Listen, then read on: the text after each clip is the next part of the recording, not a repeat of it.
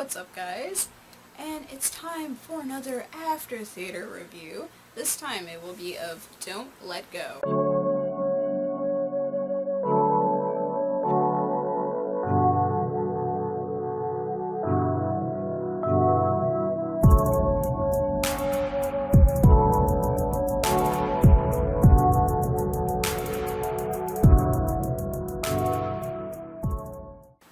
So I've actually once again have seen this quite a few weeks ago or something like that, and I did a car vlog of it to kind of giving my first impression of what I thought of it right after I got out of the theater. This is a special thing I do for my patrons, so if you want to see my extra content and car vlogs of movies I've seen in the theater, you can join Patreon and check those out, as well as early access to my videos and other little trinkets that I give my lovely Muddy Cult patrons. So the movie Don't Let Go's story goes as follows. Jack is a very supportive uncle to Ashley, always there when she calls. He plays a big role in her life due to her mother being busy a lot and her dad living a gangster lifestyle. One day, he receives a frantic call from Ashley that gets cut short when Jack arrives at Ashley's house and finds the whole family dead. Later, he starts receiving calls from Ashley, who is calling from the past. Jack must help Ashley change her almost inevitable fate. So, Don't Let Go kind of has a concept that has been done before. Chris Stuckman, who has done a review of it, and I really enjoyed it, which I will leave a card up there so you can check it out. He doesn't give any spoilers to any of his movies, which is one thing I do like about his reviews, and I will not be giving any spoilers for this movie as well, because I believe it's still in the theaters. I'm not completely sure, but it's still a new movie that came out this year, so no spoilers. But he does mention that while watching this movie, it reminded him of Frequency, but he thought how they handled the whole past, present, conversing with each other was handled a little better in Frequency than it did with this movie. And I think I've seen Frequency years ago. It is an old movie from 19... or 2000, I'll put the year somewhere, and I think it stars Ethan Hawke and Dennis Quaid. I could be wrong. But the movie that I thought of while watching this was Searching, which was a movie I thought was a little underrated from last year, starring John Cho as he lost his daughter, and the whole film is filmed through like the computer screen, through Skype, and him going through Google and various other websites and trying to figure out where his lost daughter was. But I feel like the tone and somewhat the execution reminded me of Searching a lot more than Frequency, even though the concept is more closely to Frequency than Searching. Both movies that people I think should check out for sure. But Don't Let Go does have its own special little, feel to it that doesn't seem too samey, and I enjoyed it, in short. David, I'm not even going to try to say his last name because I struggled really, really hard in my car vlog, and I wasn't even looking at it, on a screen. I was just like, ooh-loo-loo, yeah, it's that guy. Very talented actor. I do agree with Mr. Stuckman that he did a fantastic job with what he was given. I thought Storm Reid was a great actress as well as his niece, Ashley, and it was nice to see Ryan Tyree in another movie, even though his role in it was very small and you only see him every now and then, but he did very well. Another great actor was, I'm trying to read this, my Kilty Williamson, who plays Bobby, who is,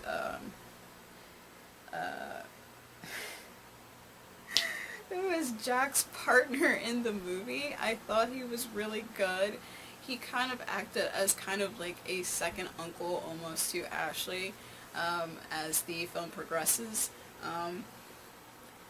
I felt as the story went along, I kind of had a hypothesis of how things were going to end, which is something that I do a lot when it comes to mysteries and who are the killer type of things, and I was just trying to like guess like, are they gonna go this generic route, or are they gonna do some other little twist to it? And for me, I felt like they went right in the middle of what my guess was, and there was a certain point like around like somewhere in the middle of the second act ending and the third act beginning that I kind of had a guess of what could have happened on who killed his, like, Ashley's family. But it didn't like disappoint or make it like really predictable or anything. I feel like they could have like connected it or explained it a little more. The motivation, I thought that was a little like underbaked, and I think that's like really my only like somewhat major complaint about the movie. One thing that Mr. Chris Stuckman mentioned, that he felt like the phone calls between Jack and Ashley were a little tedious and repetitive, and he wished there was just more variety.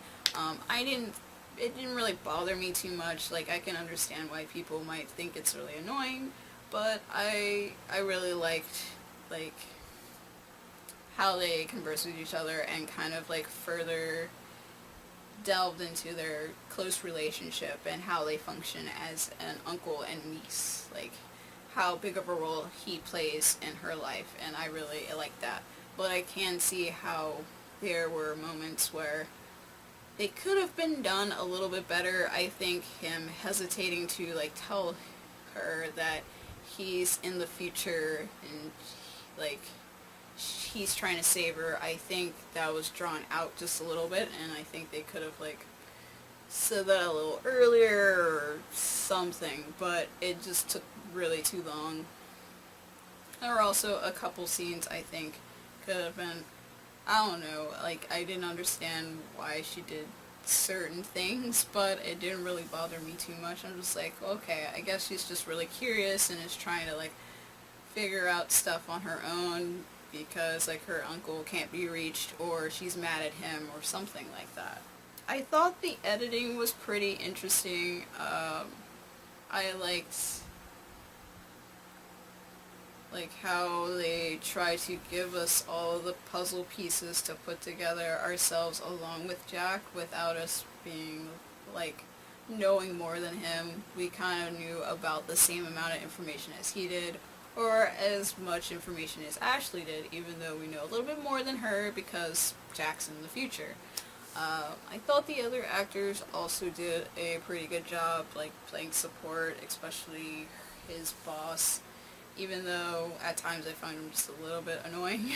The ending of the movie was kind of abrupt, and I kind of wish there was just like a little bit more, I guess, than what was given. I mean, I guess it's fine the way they ended it, which is just like, and we got the resolution we wanted, and done.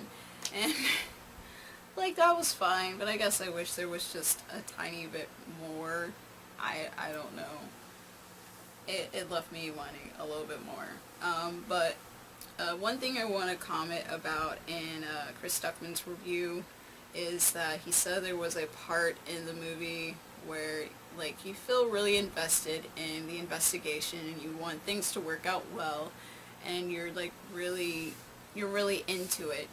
And then there's a part where they introduce something else that seems somewhat unrelated, and you're just like, well, what about this thing?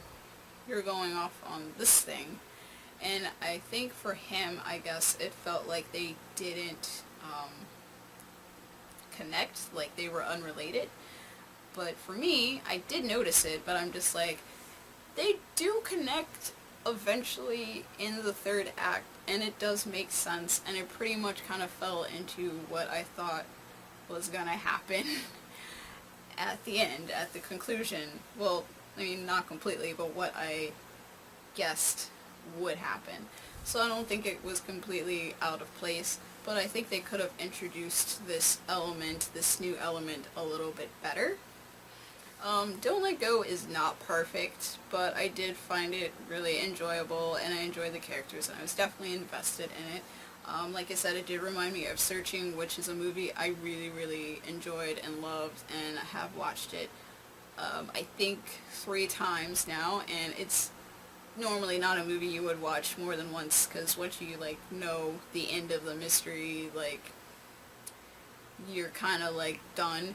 But sometimes you want to watch it at least twice because you want to pick out the things you didn't notice before that would have given you all the answers to who kidnapped Margot.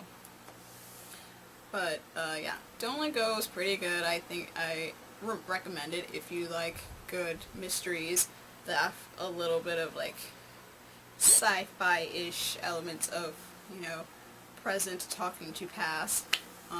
The actors were great. The action was pretty nail-biting and fun, and it made me really, like, think about, who could this be? Why did they kill her family? Etc., etc. It definitely is not a perfect mystery thriller, though, but I think it's still pretty charming in those ways as well. So I definitely do give it about a 3.5 out of 5 stars. Like I said, it was a good movie. Definitely recommend it. Definitely check it out. Oh, there is one thing I do want to add. So I think in my car vlog I mentioned that I saw this movie and I was trying to, like, think of all the trailers that I saw, and there was a lot, and I listed some of them in my thoughts, and then some more popped in my head that I did see. So I do want to kind of give them a brief little mention for my patrons and for y'all, my lovely Muddy Cult followers. Trailer that I did see was Rambo, The Final Blood, I think. Not interested, don't care, don't even know why they're making another Rambo movie, whatever. They also showed the new Terminator movie, which looks super awesome. I look forward to seeing it. I haven't seen any of the newer Terminators in a really long time. Like, I think the last one I saw was number 3.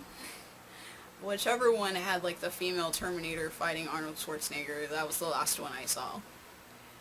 They also had a trailer for It Chapter 2, which I was supposed to, as I'm filming this, I was supposed to go see today, but we have a storm here, so I will see it eventually. I have been looking forward to seeing it as well. They also showed a trailer for Black and Blue, which is a predominantly minority cast, once again, which fit this movie.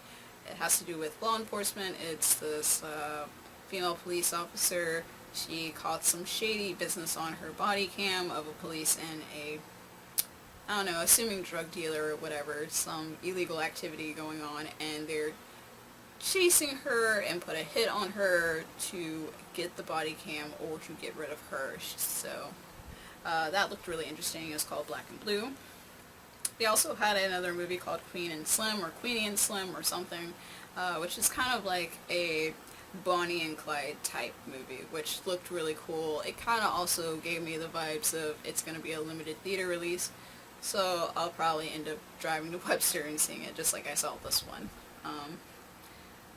Then they also showed the Harriet Tubman movie, which I'm just not super interested in. I'm, like, so done with all of these old-timey slave movies. Like, we need to stop making them. Like, I know you're trying to, like, live your glory days of when we were slaves, but there were other ways for us to win Oscars and get recognition for our work. But I'm sure it's, like, good, because I think Cynthia Erivo plays Harriet Tubman, and, like, it looks very well acted and the costume looked good, but yeah, it's nothing I'm going to be, like, running to the theaters to go see. And the one movie that was out of place, which is Downton Abbey, which, of course, I'm not going to go see because I have no interest in Downton Abbey. Anyway, that's my review of Don't Let Go. Check it out if you can. I don't know if it ever got, like, a nationwide release. I saw it in Webster, where they normally have the limited release stuff at. So, yeah. So if you liked my review of Don't Let Go, give it a thumbs up. If you want to see more videos and of myself with this face and this voice, you can hit subscribe below. I do post every now and then, mostly on Wednesdays and Thursdays. Wednesdays or Thursdays. Of course, if you want to financially support me and see early access to my YouTube videos and other extra stuff that I do, because I do extra stuff for y'all, you can join Patreon like these lovely people below. And that's it. I'll see you guys next time. Peace.